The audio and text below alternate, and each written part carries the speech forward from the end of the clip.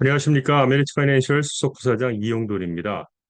미국 경제 읽어주는 남자 경제남 1월 29일 순서 시작합니다. 자, 오늘 어떤 얘기 할지 잠깐 좀 살펴보겠습니다. 우선 뭐 증시 얘기 좀 하고요.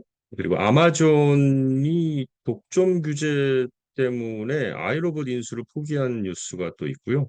핀테크 업체 소파이테크가 상장 후 첫 이익을 얻었다는 소식까지 오늘은 경제 뉴스 한번 쭉 진행해 보겠습니다.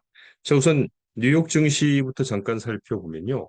대형 기술주들의 실적 발표하고 연준의 올해 첫 FOMC가 예정된 주의 첫 거래일인 오늘 미 증시는 안정세로 출발했다. 뭐 이렇게 보면 되겠습니다. 지난주 사상 최고치를 경신한 S&P 500는 오늘 금요일보다 4포인트 오른 4,895로 시작했고요. 나스닥은 0.1% 상승했습니다. 다우지수는 25포인트 오른 38,135를 기록을 하면서 시작을 했습니다. 자, 이번 주에는 지난 해의 증시 랠리를 주도한 매그니피센트 세븐 가운데 마이크로소프트, 알파벳, 아마존, 메타, 애플 등 5개 대형 기술 기업과 S&P 500를 구성하는 500개 기업 중에 5분의 1에 해당하는 기업들이 실적을 보고합니다. 10년 만기 국채 수익률은 전 거래 세션보다 4 베이시스 포인트 하락한 4.114를 기록했고요. 2년물 국채는 4,337로 2 베이시스 포인트 내리게 됐습니다. 그리고 요르단에서 미군이 사망하고 홍해에서 유조선이 충돌하면서 소폭 올랐던 국제 유가는 중국의 헝다그룹 청산 소식으로 수요 둔화가 다시 부각되면서 하락세로 돌아섰습니다. 또 FOMC 연방공개시장위원회는 내일부터 이틀간 정책회의를 시작하는데요. 그리고 또 재무부의 장기 채권 판매 발표도 예정돼 있습니다. 시장에서는 이번 달에는 금리를 유지할 것으로 확신하고 있는데요. CME 그룹에 따르면 금리 선물 거래자들은 이번 회의에서 금리 유지 확률을 97%로 보고 있습니다. 블룸버그와 인터뷰한 UBS 글로벌 자산관리의 마크 헤럴드는 연준이 5월부터 금리를 인하할 가능성을 예상하고 있다. 그러기 위해서는 미국 경제가 조금 냉각되고 있다는 추가 신호를 보낼 필요가 있다. 이렇게 얘기했습니다. 계속해서 매그니피센트 세븐 얘기가 나오고 있는데요. 매그니피센트 세븐 중 6개의 빅테크 기업이 실적 장세를 주도할 것으로 당분간은 봐야 될 것으로 이야기하고 있습니다. 여기 보시면 애플, 마이크로소프트, 아마존, 알파벳, 엔비디아, 테슬라, 메타를 매그니피센트 세븐이라고 하는데요. 금융 데이터 분석 업체인 팩트셋은 이 기업들 가운데 엔비디아, 아마존, 메타, 알파벳, 애플, 마이크로소프트 6개 기업의 주당 이익을 합한 증가폭이 전년 대비 53.7% 증가할 것으로 예상했습니다.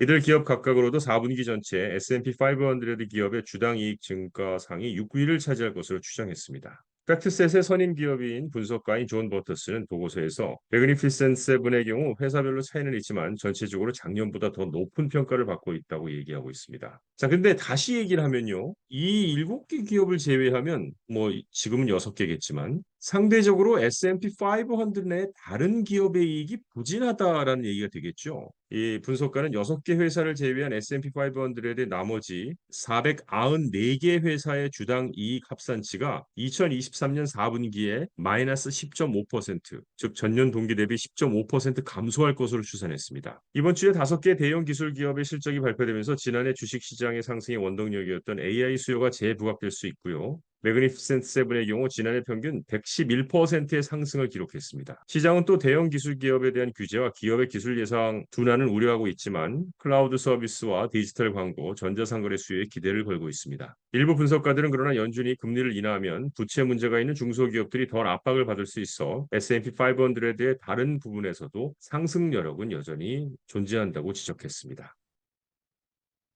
이번 주에 기업 실적 발표 잠깐 살펴보겠습니다.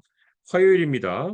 제너럴 모터스, 파이저, 젯블루, UPS, 마이크로소프트, 알파벳, 스타벅스, 어드밴스드 마이크로 디바이스가 화요일, 내일 기업 실적을 발표하고요. 수요일에는 보잉, 노보노르디스크, 글락소스미스클라인, 퀄컴이 수요일에 발표하고요. 목요일에는 머크, 펠레톤, 아마존, 메타, 애플, 그리고 금요일에는 브리스톨 마이어스, 스퀴비 기업 이익 실적 발표를 하게 됩니다. 핀테크 업체, 핀테크 다시 좀 설명드리면 이게 한국말로 하니까 핀테크가 자꾸 되는데 원래는 금융, 파이낸스하고 기술, 테크놀로지 합성어로 핀테크가 되겠죠. 금융 서비스 분야에서 혁신적인 기술을 활용하는 회사나 산업을 가리키는 용어가 핀테크가 되겠습니다. 이런 기업들은 주로 디지털 기술, 빅데이터, 인공지능, 블록체인 등의 혁신적인 기술을 활용해서 금융 서비스를 제공하거나 금융 시스템을 개선하는 데 중점을 두는 회사들을 이야기합니다. 핀테크 업체 소파이 테크놀로지가 상장 후에 첫 이익을 기록했다라는 뉴스가 크게 나와 있는데요. 외신들에 따르면 소파이 테크놀로지는 지난 4분기에 순이익 4,800만 달러를 기록해서 2021년 상장된 후 처음으로 일반적으로 인정되는 회계 원칙에 따른 이익을 냈다고 보고했습니다. 이는 분석가들이 추정하는 이번 분기 컨센서스인 이익 990만 달러를 넘어선 것이고요. 소파이는 전년 동기에 주당 5센트의 손실을 기록했었습니다. 12월 말로 마감된 4분기 조정 매출은 5억 9,420만 달러로 분석가 추정치인 5억 7,320만 달러를 넘어섰습니다. 해당 분기에 예금은 29억 달러 증가한 186억 달러를 기록했습니다. 회원 또는 고객은 약 58만 5천 명이 증가해서 750만 명 이상으로 증가했다고 보고했습니다. 오늘 어떻게 보면 가장 큰 뉴스 가운데 하나로 볼 수 있겠는데요. 아마존이 EU가 합병을 막을 것으로 알려진 후에 로봇 청소기 룸바 제조업체인 아이로봇을 14억 달러에 인수하는 계획을 포기했습니다. 이 소식으로 아이로봇 주가가 뉴욕 증시 개장 직후 14% 급락했습니다. 오늘 블룸버그와 마켓워치에 따르면 아마존은 EU의 규제 기관의 반대 입장을 확인한 후 아이로봇 인수 계획을 포기하기로 했다고 밝혔는데요. 아이로봇은 이와 함께 회사 전체 인력의 31%에 달하는 약 350명의 직원을 감축하는 구조조정 계획에 착수하고 최고 경영자인 콜린 앵글이 사임했다고 발표했습니다.